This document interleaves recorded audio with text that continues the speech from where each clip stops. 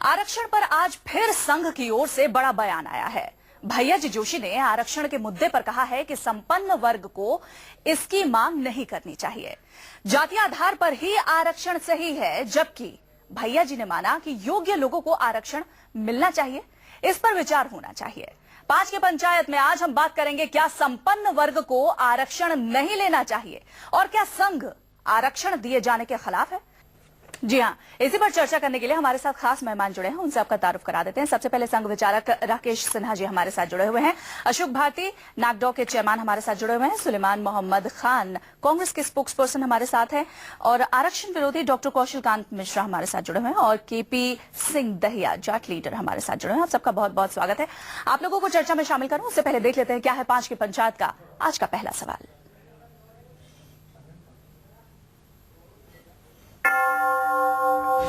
क्या संपन्न लोगों को आरक्षण लेना चाहिए?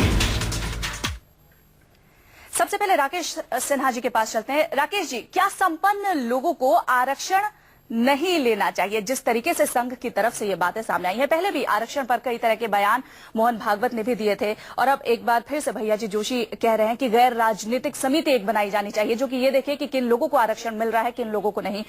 क्या बड़े तौर पर क्या विचारधारा है इस बयान के पीछे? देखिए, आरक्षण के बारे में हमें अपने जेहन में एक बात साफ करना चाहिए। इसकी तो एक ऐतिहासिक आवश्यकता है। ऐतिहासिक आवश्यकता उन लोगों के लिए है जिनको हम अनुसूचित जाति और जनजाति कहते हैं या पिछड़े वर्ग के लोग हैं। ये ऐतिहासिक रूप से पिछड़े रहे हैं, पिछड़े ही नहीं रहे हैं। उन पर कई प्रकार के सामाजिक, आर्थिक और धार्मिक अन्याय और अत्याचार हुआ है, अवसरों से वंचित किया गया है। तो ऐसे लोगों को जाति के आधार पर यदि आरक्षण दिया जाता है वो न्यायोचित है। वो तब तक जारी रहना चाहिए जब तक वे स्वयं महसूस ना करें कि मुख्य धारा के हिस्से बन गए हैं, उस वंचित स्थिति से बाहर आ गए हैं। एक दूसरा पक्ष यह है कि तात्कालिक कारणों से आपको लगता है कि हम अवसर से वंचित रह रहे हैं, आपकी सामाजिक आर्थिक ढांचे में कहां स्थान है यह महत्वपूर्ण नहीं होता है। ऐतिहासिक रूप से आप कहां खड़े हैं यह महत्वपूर्ण नहीं रहता है। आरक्षण के लिए एक होड़ लग गई है। यह होड़ देश को कहां ले जाएगा?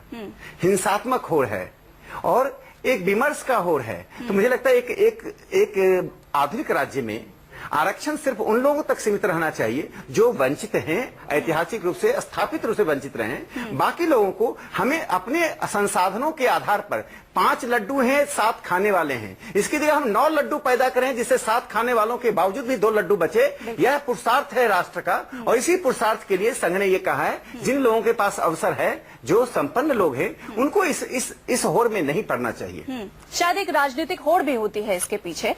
सुलेमान जी के पास चलूंगी, कांग्रेस के स्पोक्स पर्सन है। सुलेमान जी, आपको क्या लगता है जो बयान यहाँ पर भैया जी जोशी ने दिया है उसके मुताबिक कांग्रेस क्या इस बात से सहमत है कि जातिगत आधार को छोड़कर, अगर नॉर्मल लेमैन की भाषा में, आम आदमी की भाषा में हम बोले, हमने देखा गैस सब्सिडी कितने लोगों ने छोड़ी जब ये कहा गया।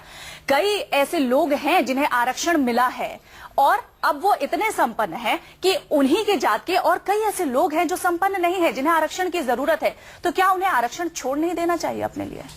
देखिए, ये जो आप सवाल पूछ रही हैं कि जो संपन्न लोग हैं उन्हें आरक्षण छोड़ देना चाहिए, इस पे तो डिबेट और डिस्कशन हो सकता है। लेकिन जो भैया जी जोशी ने स्टेटमेंट दिया और जो सिन्हा साहब कह रहे हैं, ये संघ की आज की लाइन है, ये रिव्यू करना रिजर्वेशन पॉलिसी 1981 का रेजोल्यूशन है संघ का, 1985 का रेजोल्यूशन है संघ का। ये आज की बात नहीं है, ये 30-35 साल पहले से संघ ने ये बात कही हुई है कि रिजर्वेशन, और बेसिकली टारगेट है दलित्स, कि दलितों को रिजर्वेशन या ट्राइबल्स को रिजर्वेशन क्यों मिला हुआ है, ये मेन टारगेट है। और अब क्योंकि सत्ता में है तो ये बात खुल के कह रहे हैं। और मोहन भागवत जी ने बिहार के चुनाव में कोई नई बात नहीं कही थी। 81 और 85 का रेजोल्यूशन को हमारा जो सवाल है सुलेमान जी वो ये है कि जो संपन्न लोग हैं जिन्हें आरक्षण मिला हुआ है, लेकिन जो संपन्न हो चुके हैं अभी, क्या उन्हें आरक्षण लेना चाहिए या नहीं? कांग्रेस क्या मानती है? कांग्रेस की क्या? कांग्रेस ये मानती है, उस बात को एनालाइज किया जा सकता है। रिजर्वेशन क्यों दिया जाता है? जो पीछे रह गया, जो बैकवर्ड हो गया, जो पसमानदा हो गया, जो पिछड़ा है, उसके बेसिस पे रिजर्वेशन है बेसिकली। और सर्टेन कास्ट का, जैसे आर्टिकल 15, 16 या 341 में शेड्यूल कास्ट को कॉन्स्टिट्यूशन 341 ऑफ द कॉन्स्टिट्यूशन में शेड्यूल कास्ट को डिस्क्राइब किया गया और 15 और 16 आर्टिकल्स में इक्वालिटी के लिए रिजर्वेशन दिया गया है। तो अगर कोई संपन्न हो गया है तो इसे एनालाइज किया जा सकता है, लेकिन reservation on the basis of backwardness मिलना चाहिए, हम भी ये मानते हैं। लेकिन संघ का टारगेट जो है वो एंटी दलित है। ठीक है। केवी सिंह जी, आपको क्या लगता है, जिन लोगों को आरक्षण मिला है, जो संपन्न हो चुके हैं, क्या उन संपन्न लोगों को आरक्षण छोड़ देना चाहिए और उन्हीं के नीचे जो और लोग हैं उनको मौका देना चाहिए? अगर संपन्नता की बात हम करते हैं आरक्षण में, तो इसका इफेक्ट, जैसे कि अभी सुलेमान जी ने कहा, वो मात्र और केवल मात्र दलित वर्ग को ही हटाने का एक षड्यंत्र है। रही ओबीसी की बात, ओबीसी में ऑलरेडी एक क्रीमी लेयर है, उसमें किसी अमीर को आरक्षण नहीं दिया जाता। जिसकी इनकम 6 लाख या उससे कम है, उसी को आरक्षण की उसमें दायरे में रखा जाता है, दूसरे को नहीं रखा जाता। तीसरी बात, जो सिन्हा साहब ने कहा, या संघ वाले जो चीख चीख करके कह रहे हैं कि आरक्षण को खत्म कर दिया जाए, उनकी सरकार है, संविधान में संशोधन करें, लाएं गरीब के उत्थान के लिए कोई भी कार्यक्रम लेकर के आए गरीब के लिए। हर गरीब, हर जाति में गरीब है, हर धर्म में गरीब है। मतलब अगर हम पर आरक्षण होना चाहिए, मगर क्या संविधान में संशोधन करेंगे? हम भी आज अपनी लड़ाई लड़ रहे हैं, तो संवैधानिक अधिकार की लड़ाई लड़ रहे हैं। हमें हमारे अधिकार से वंचित रखा गया है। हम कोई नया आरक्षण नहीं मांग रहे। हम जो आरक्षण मांग रहे हैं, अपना जो हमारा आरक्षण छीन लिया गया, हम उसकी बहाली मांग रहे हैं। ठीक है। अशोक जी, क्या संविधान में संशोधन की जरूरत है आरक्षण के मुद्दे पर? नहीं, बिल्कुल नहीं, संविधान में संशोधन की जरूरत है, क्योंकि संविधान में बहुत क्लियरली साफ साफ इस बात के प्रावधान है कि अनुसूचित जाति जनजाति को सेवाओं में, शिक्षा में, तमाम चीजों में तब तक आरक्षण रहना चाहिए जब तक कि वो गैर दलितों और गैर आदिवासियों के समकक्ष नहीं आ सकते। एक बात। दूसरा, संविधान में ये कहा गया है कि समाज में शैक्षिक और सामाजिक तौर पे जो पिछड़े वर्ग हैं, जिनको हम ओबीसी कहते हैं, उनको भी सरकार को आरक्षण देना चाहिए, सेवाओं में, बाकी चीजों में देना चाहिए। मंडल कमीशन की रिपोर्ट ने इस बात की अनुशंसा की थी, काका केलकर कमीशन ने इस बात की थी, और मुझे लगता है कि अभी तो आरक्षण सभी पदों पे भरा नहीं गया है। पहले उसको तो भर लीजिए, वो तो नियत दिखाइए ना कि आप आरक्षण भरना चाहते हैं। आपने अभी तक तो भरा नहीं और पहले से उसका विरोध कर रहे हैं। ये नियत में खोट है, संविधान के साथ बेईमानी है, और संविधान को रिवाइज करने की बात मत कीजिए। किसकी नियत में खोट है, भी थोड़ा क्लैरिफाई कर दीजिए, ब्रॉडर व्यू। बिल्कुल, ये जो लोग संविधान में संशोधन की बात कर रहे हैं, वो लोग हकीकत को झुटलाना चाहते हैं कि अभी तक आरक्षण का कोटा भरा नहीं गया है। और इसमें जो लोग संविधान की समीक्षा की बात कर रहे हैं, जो एक आयोग बनाना चाहते हैं, आयोग बनाना है तो इस बात पे बनाइए कि आरक्षण अभी तक किसकी वजह से नहीं भरा गया, कौन जिम्मेदार है, कौन सा गया, कौन जिम्मेदार है, कौन से राजनीतिक लोग जिम्मेदार हैं, कौन सी सरकारें जिम्मेदार हैं।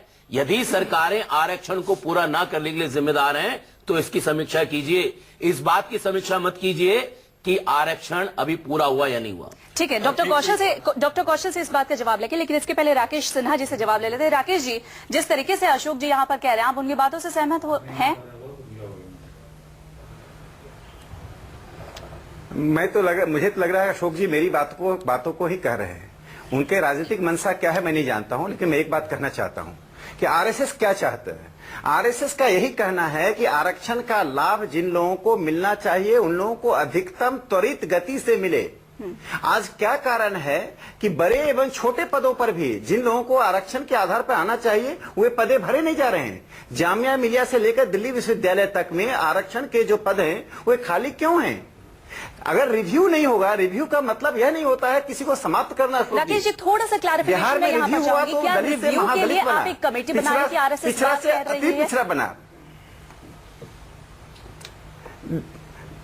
देखिए, एक जो कमेटी बने वो है 2-3 पक्षों पर बात करे। एक पक्ष तो यह बात करे जिन दलित बंधुओं को आरक्षण का लाभ मिलना चाहिए क्यों नहीं अब तक मिल रहा है, पदें क्यों नहीं भरी जा रही हैं, क्यों बड़े पदों पर जाकर वो वंचित हो रहे हैं। एक दूसरा कि आरक्षण का लाभ कम समय में अधिकतम लोगों तक कैसे पहुंचे जो इसके हकदार हैं। मैंने पहले ही कहा, जो ऐतिहासिक रूप से वंचित रहे हैं, जो सामाजिक प्रताड़ना के शिकार रहे हैं। दलित सिर्फ वंचित ही नहीं रहे हैं, सामाजिक, सांस्कृतिक, धार्मिक प्रताड़ना के शिकार रहे हैं। इसे आरक्षण सिर्फ आर्थिक कारण से उनको नहीं दिया जा रहा है, ऐतिहासिक कारणों से दिया जा रहा है। लेकिन उसके अतिरिक्त जिन लोगों को आरक्षण का लाभ मिला, 2-3 जनरेशन तक मिला, क्या वे स्वयं आरक्षण का लाभ छोड़ें? और ये आरक्षण का लाभ उन्हीं की बिरादरी में, जाति में मिले।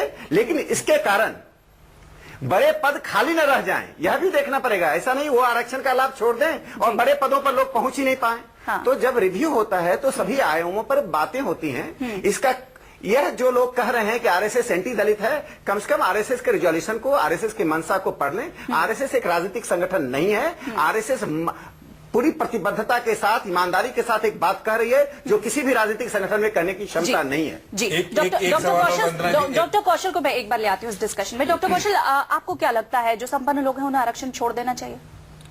मैं तो बिल्कुल कहता हूं जो भी संपन्न लोग हैं उन्हें आरक्षण छोड़ देना चाहिए, लेकिन वो तब जबकि आदमी की इंडिविजुअल, अभी क्या है, एक जाति, एक ग्रुप, एक धर्म की बात हो रही है, हर चीज ग्रुप में डिफाइंड है।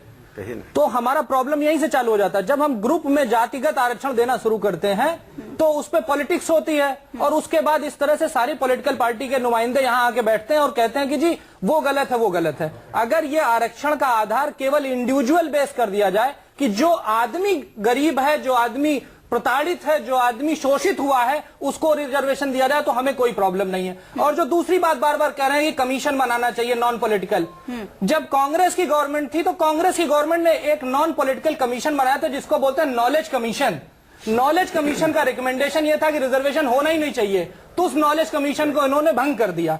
उसके बाद आती है केपी सिंह जी कह रहे हैं कि, और हमारे कांग्रेस के साहब कह रहे हैं, आप दोनों लोगों को सिर्फ यहां बैठ के बीजेपी के साथ पॉलिटिक्स की नजर आ रही है। आज जब अभी इलेक्शन होने वाला है तो जो दलित ग्रुप है और जो मुस्लिम ग्रुप है वो एक साथ कंबाइन होके अपने पॉलिटिकल गेन्स इस समय गेन करने की कोशिश कर रहा है। तो यहाँ पे पॉलिटिक्स छोड़ के अगर देश की और सोसाइटी की बात करें तो ग्रुप बेस आरक्षण को हटाइए और इंडिविजुअल बेस आरक्षण को लाइए। चलिए 5 की पंचायत में चर्चा को आगे बढ़ाते हैं। आज का दूसरा सवाल भी देख लेते हैं, फिर आपके पास में आऊंगे।